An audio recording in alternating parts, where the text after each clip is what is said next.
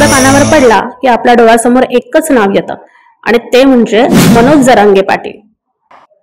गेल्या काही वर्षांपासून मराठा आंदोलनाची महाराष्ट्रभर तुफान चर्चा सुरू आहे। मात्र जरांगे पाटील यांना नक्की आरक्षण हवं की त्यामागे त्यांचा काही राजकीय हित दडलंय अशी शंका मनात आल्याशिवाय राहत नाही।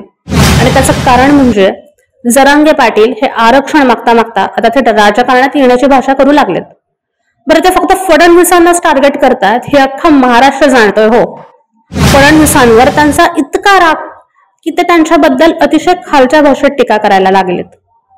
भाषणांमध्ये एकेरी उल्लेख करणं, थेट जीवे मारण्याची धमकी देणं, जातीवरून टोमणे मारणं, इतकंच काय तर त्यांना अनेकदा असे शब्द वापरलेत की ते आता बोलू शकत नाही। त्यामुळे हे सगळं काही पाहता जरांगेंच्या मागची राजकीय ताकद चांगलीच वाढल्याचं दिसतंय। कारण आरक्षण हवे तर एखाद्या व्यक्तीवर निशाणा साधून ते कसं मिळणार करण्या इतके जरांगे नक्कीच बाळबुद्धी नाहीत। आता तुम्हीच बघा, मराठा आरक्षणाचा हा मुद्दा भरकटवून त्यांनी मराठा ब्राह्मण वाद पेटवला। ते उघडपणे फडणवीसांवर सतत जातीवरून टीका करत आहेत।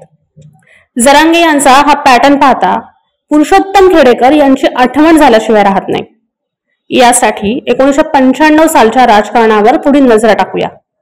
मनोहर जोशी हे 1995 साली हिंदुत्ववादी भाजप शिवसेना युतीमधील पहिले मुख्यमंत्री होते।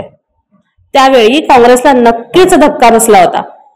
बिगर नेता महाराष्ट्राला मनोहर जोशींच्या रूपात मिळालेला। मुलींना मोफत एसटी बस सेवा देणारं भारतातील हे पहिलंच सरकार होतं।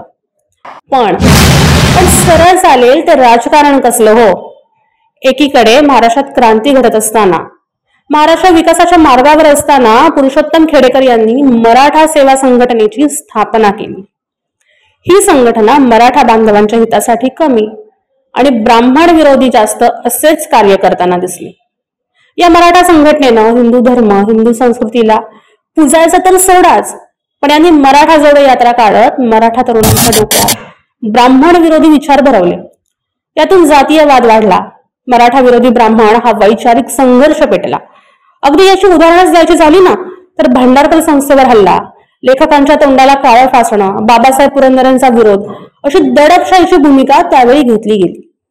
सरते शेवटी काय हो, मनोहर जोशी यांनी मुख्यमंत्री पदाचा राजीनामा दिला आणि नारायण राणे महाराष्ट्राचे नवे मुख्यमंत्री बनले। त्यानंतर भाजप शिवसेनेचे सरकार काही आले नाही। मात्र राज्यात काँग्रेस राष्ट्रवादीने सत्ता स्थापन केली। यावेळी खेडेकर यांनी मराठा समाजाची दिशाभूल करत काँग्रेस राष्ट्रवादीच्या कलेने भूमिका घेतली। अहो, एवढेच काय तर 100 राजांची हत्या करणाऱ्या औरंगजेबाचे उदात्तीकरण करण्यात आले। आणि हा सगळा इतिहास पाहता जरांगे पाटील हे खेडेकरांचा वारसा पुढे चालवत आहेत हे सरळ स्पष्ट होत आहे। यांना मराठ्यांचे भले करायचंय की राजकीय स्वार्थ साधायचा आहे हे स्पष्ट दिसतंय। पण तरी सुद्धा तुम्ही तुमचे विचार नक्की मांडा। केवळ मराठा समाजाचा वापर करून विशिष्ट राजकीय पक्षाचा फायदा करण्याचं काम जरांगे करत तर नाहीत ना, ते आता मराठा समाजाला समजायला हवं। केवळ फडणवीसांनाच का वेठीस धरले जाते? फडणवीसांचे 288 आमदार पाडून जरांगे पाटील मराठा समाजाला कसं आरक्षण मिळवून देणार आहेत?